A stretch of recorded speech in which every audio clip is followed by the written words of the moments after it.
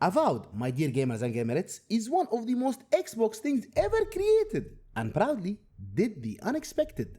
PlayStation 5 players are officially getting their hands on it on February 17th.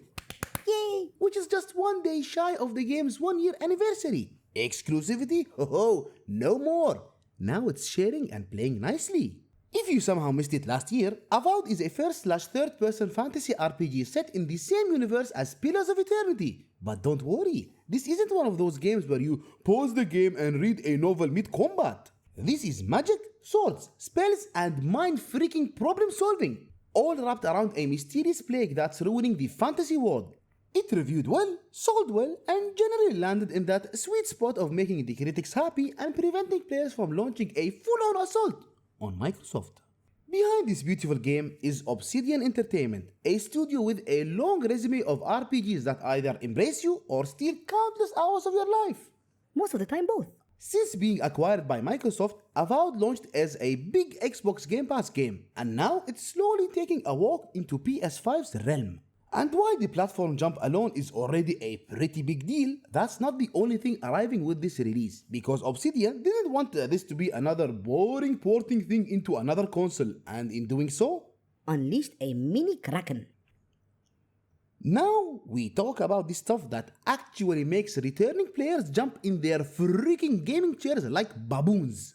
Riding alongside the PS5 release is a chunky anniversary update, and the headline here is New Game Plus, finally showing up after ghosting everyone since it was supposed to arrive back in fall of 2025.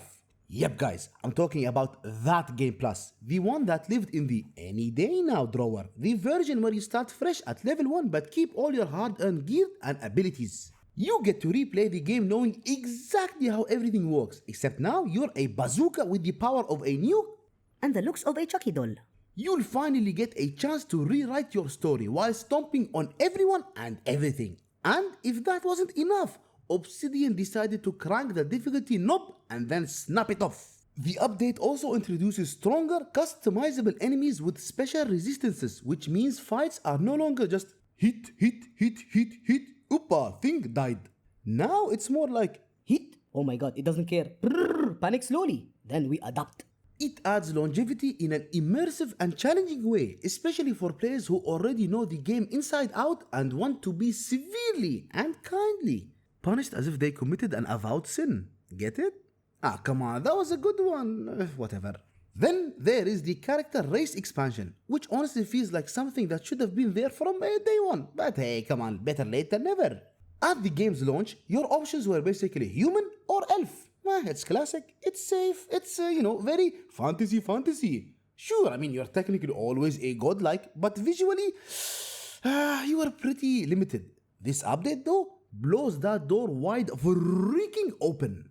As revealed by the game director Gabriel Paramo, players will now be able to roll as an Orlan. It's a small, furry, slightly feral halfling menace. An Umawa, let me read it right. An Umawa, which is essentially a semi-aquatic tank. Or, of course, a good old-fashioned dwarf, because no fantasy setting is complete without someone who's born looking 60 freaking years old. Oh, with this update, guys, I believe you'll finally get your long-awaited fantasy fetish dream. With cookies.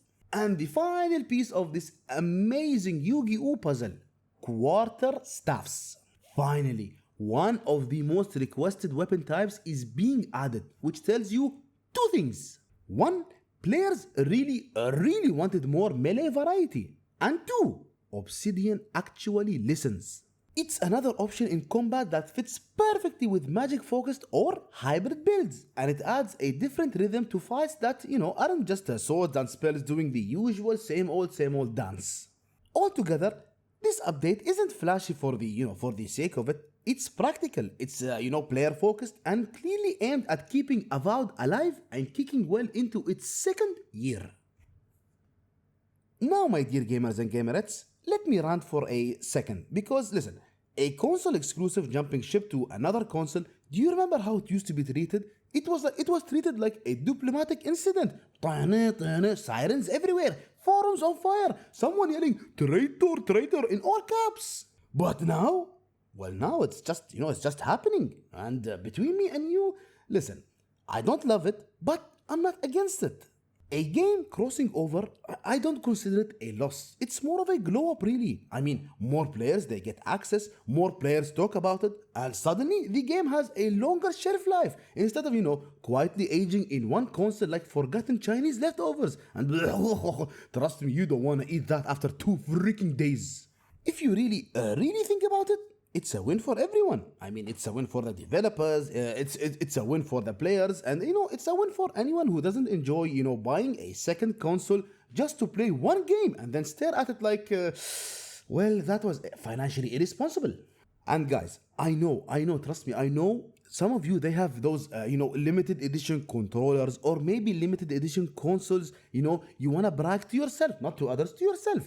So, I still do believe exclusives, they still matter. I mean, they sell the hardware, they define the brands. But, guys, there is a minor difference between identity and gatekeeping.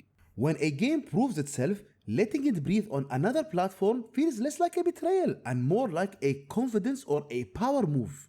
And hey, if this trend keeps going on, who knows? Maybe one day PlayStation looks up at its crown jewels and says, Alright, maybe we'll share just a little bit.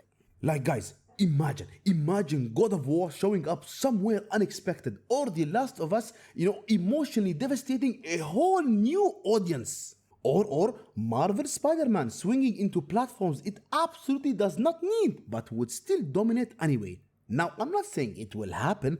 I'm saying the door is no longer, welded shut. You see, guys, there is a sweet spot. A sweet spot where, exclusives, they launch strong, define their platform, and after proving themselves, they get shared. Because to me, guys, and this is my opinion, we gamers are one, whether it's console, PC, or, mobile gamers. In the end, we share the same belief. We just wanna have fun.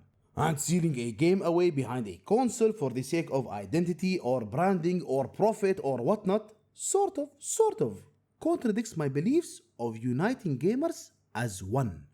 And thank you once again for watching the video, guys. If you enjoyed it, please consider leaving a like and subscribing for more content in the future. Take care, and I'll see you in the next one.